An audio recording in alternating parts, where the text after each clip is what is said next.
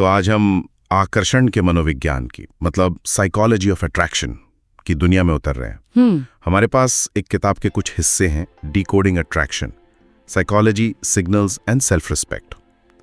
तो आज हम इसी के जरिए समझने की कोशिश करेंगे कि ये आकर्षण काम कैसे करता है, महिलाओं की भावनात्मक प्रक्रिया से लेकर उन छोटे छोटे संकेतों तक, और सबसे जरूरी इसमें आत्मसम्मान की क्या भूमिका है। और ये समझना इसलिए भी जरूरी है क्योंकि ये सिर्फ रोमांटिक रिश्तों के बारे में नहीं है। अच्छा। हाँ, ये मानवीय जुड़ाव, इमोशनल इंटेलिजेंस और कहीं ना कहीं खुद को बेहतर ढंग से समझने के बारे में भी है। हम देखेंगे कि ये किताब इस जटिल विषय को किस तरह से तोड़कर समझाती है। तो चलिए इस किताब के विचारों की गहराई में चलते हैं और देखते हैं कि आकर्षण का ये कोड असल में है क्या। इस किताब का जो शुरुआती विचार है वो काफी मजबूत नींव रखता है। इसमें कहा गया है कि महिलाओं के लिए आकर्षण सिर्फ बाहरी रूप रंग से कहीं ज्यादा है। हाँ, उनके लिए भावनात्मक जुड़ाव, भरोसा और किसी के साथ वो जो सहजता होती है, कंफर्ट, बिल्कुल, वो ज्यादा मायने रखता है। मतलब आकर्षण की इमारत भरोसे और आराम की नींव पर ही खड़ी होती है। बिल्कुल, और ये एक बहुत महत्वपूर्ण अंतर को भी सामने लाता है। कौन सा अंतर? भावनात्मक रुचि और रोमांटिक रुचि के बीच का। अच्छा। मतलब कोई आपसे अपनी सारी बातें साझा कर सकता है, आपके साथ इमोशनल लेवल पर जुड़ावा महसूस कर सकता है, लेकिन इसका मतलब ये नहीं है कि वो रोमांटिक रूप से भी आकर्षित है। हाँ, ये एक बहुत बड़ी कंफ्यूजन होती है। बहुत बड़ी। किताब के मुताबिक आकर्षण की पहली सीढ़ी एक ऐसा माहौल बनाना है जहां दूसरा व्यक्ति सुरक्षित और सहज महसूस करे। ये सिर्फ अच्छी बातचीत से आगे की बात है। और यहीं पर शायद आकर्षण का फॉर्मूला सामने आता है, जैसा किताब इसे कहती है। एक बात जो बार बार आती है वो है आत्मविश्वास। आत्मविश्वास। कॉन्फिडेंस आकर्षक है, लेकिन एरोगेंस मतलब अहंकार नहीं। ये एक बहुत बारीक रेखा है ना? बहुत ही बारीक। और अक्सर लोग इन दोनों में फर्क नहीं कर पाते। आत्मविश्वास आता है आत्ममूल्य से, ये जानने से कि आप कौन हैं। अहंकार दूसरी तरफ असुरक्षा से आता है और उसे दूसरों को नीचा दिखाकर साबित करने की कोशिश की जाती है। सही कहा। किताब में इस बात पर जोर है कि सच्चा आत्मविश्वास शांत होता है। वो आपकी बॉडी लैंग्वेज से, आपके बात करने के तरीके से, आपकी भावनात्मक स्थिरता से झलकता है। इसी में एक और दिलचस्प बात का जिक्र है, बहुत ज्यादा उपलब्ध रहना। हाँ, ये आकर्षण को कम कर सकता है। ये थोड़ा अजीब लगता है क्योंकि हम तो यही सोचते हैं कि अगर कोई हमें पसंद है तो हमें उसके लिए हमेशा मौजूद रहना चाहिए। देखिए, यहाँ पर मनोविज्ञान का एक क्लासिक सिद्धांत काम करता है, स्कैरसिटी प्रिंसिपल, दुर्लभता का सिद्धांत। हाँ, जो चीज आसानी से और हर समय उपलब्ध नहीं होती, हमारा दिमाग उसे ज्यादा मूल्यवान समझता है। लेकिन यहाँ एक चेतावनी भी जरूरी है। किताब का मतलब ये नहीं है कि जानबूझकर गेम खेले जाएं या व्यस्त होने का दिखावा किया जाए। तो फिर इसका मतलब क्या है? इसका गहरा मतलब है कि आपका अपना एक भरा पूरा जीवन होना चाहिए। अच्छा। आपके अपने लक्ष्य हों, आपके शौक हों, आपके दोस्त हों। जब कोई व्यक्ति हर समय हर पल उपलब्ध रहता है तो अनजाने में ये संकेत जाता है कि शायद उसकी अपनी दुनिया में कुछ खास नहीं चल रहा। मतलब अपनी जिंदगी को दिलचस्प बनाए रखना खुद में एक आकर्षक गुण है। बिल्कुल। आप किसी दूसरे की कहानी का सिर्फ एक हिस्सा बनना चाहते हैं, पूरी कहानी नहीं। एकदम सही। ठीक है, तो अगर भरोसे और आराम का माहौल बनाना पहला कदम है, तो असली चुनौती तो ये समझने में है कि सामने वाला भी वैसा ही महसूस कर रहा है या नहीं। मतलब हम संकेतों को कैसे पढ़ें? सही सवाल। और किताब इस पर काफी व्यवहारिक सलाह देती है। जैसे? कुछ साफ संकेत हैं, जैसे आई कांटेक्ट, सिर्फ देखना नहीं बल्कि देखने का पैटर्न। हाँ, जैसे कोई बार बार आपकी तरफ देखे और जैसे ही आप देखें वो नजरें हटा ले। या फिर बातचीत की पहल करना। अगर कोई लगातार आपसे बात करने के बहाने ढूंढ रहा है तो ये एक मजबूत संकेत है। अरे वाह, इसमें एक मिरर इफेक्ट का भी जिक्र है। ये तो कमाल का है। हाँ, मिरर इफेक्ट। जब कोई अनजाने में आपकी बॉडी लैंग्वेज या बात करने के तरीके की नकल करने लगता है। एग्जैक्टली। हाँ, मतलब अगली बार अगर कोई बातचीत में मेरे ही अंदाज में हाथ हिलाए तो मुझे ध्यान देना होगा। एकदम। ये एक बहुत गहरा अवचेतन संकेत है। इसे रैपो बनाना कहते हैं। रैपो। जब हम किसी से जुड़ाव महसूस करते हैं तो हमारा दिमाग अनजाने में उनके साथ तालमेल बिठाने की कोशिश करता है। ये कोई जानबूझकर की जाने वाली क्रिया नहीं है। तो ये स्वाभाविक है। हाँ, एक स्वाभाविक प्रतिक्रिया है जो दिखाती है कि मैं तुम्हारे जैसा हूँ, हम एक ही पेज पर हैं। ये भरोसे का एक मौन संकेत है। और सिक्के का दूसरा पहलू भी है जो उतना ही जरूरी है। वो संकेत जो बताते हैं कि वो आपको सिर्फ एक दोस्त के रूप में देखती हैं। किताब स्थिति को फ्रेंड जोन कहती है। हाँ, फ्रेंड जोन। जैसे अगर कोई आपको एक सुरक्षित भाई की तरह समझता है या अपनी डेटिंग की समस्याएं आपसे डिस्कस करता है, या जब आप साथ होते हैं तो शारीरिक निकटता की एक साफ लक्ष्मण रेखा होती है। हाँ बिल्कुल। और किताब के अनुसार फ्रेंड जोन कोई ऐसी जगह नहीं है जहाँ आपको डाल दिया जाता है, बल्कि अक्सर पुरुष कुछ ऐसी गलतियां करते हैं जिससे वे उस श्रेणी में चले जाते हैं। अच्छा। जैसे अपनी रोमांटिक भावनाओं को व्यक्त करने में बहुत ज्यादा देर कर देना, या हमेशा एक समस्या सुलझाने वाले दोस्त की भूमिका में रहना। इससे रिश्ते की एक ऐसी रूपरेखा बन जाती है जिसे बाद में बदलना बहुत मुश्किल होता है।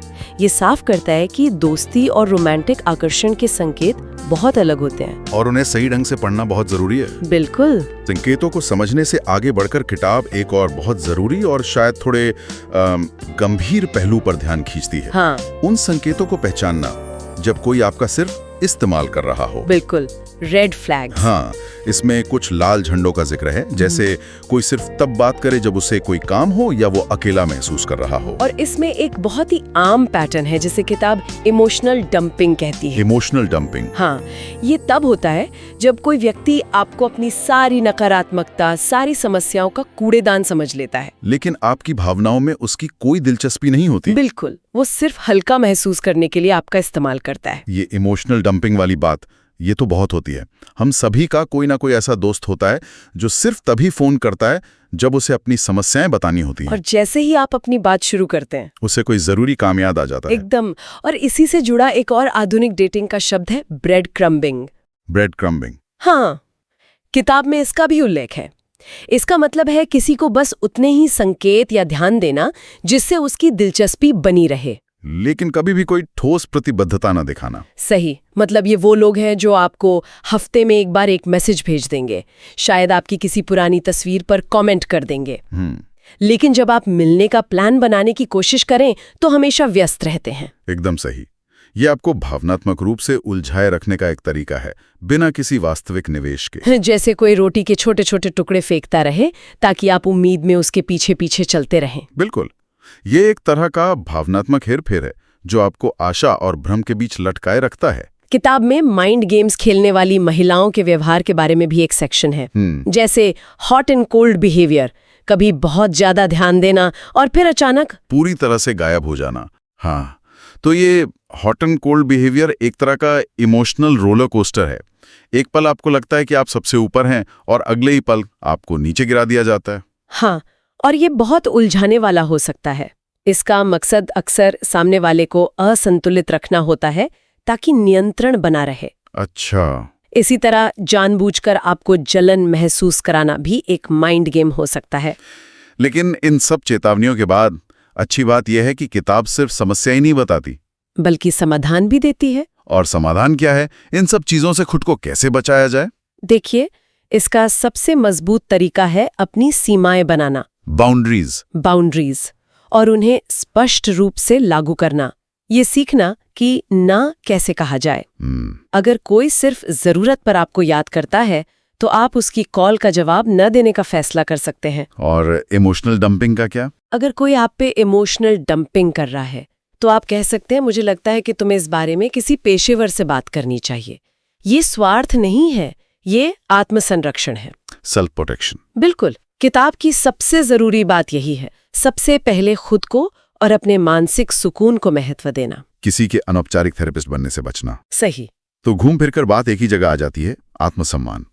तो सवाल यह है कि स्वाभाविक रूप से आकर्षण कैसे बढ़ाया जाए बिना किसी खेल या हेरफेर के? इसका गहरा संबंध स्थिरता, नेतृत्व और भावनात्मक अनुशासन से है।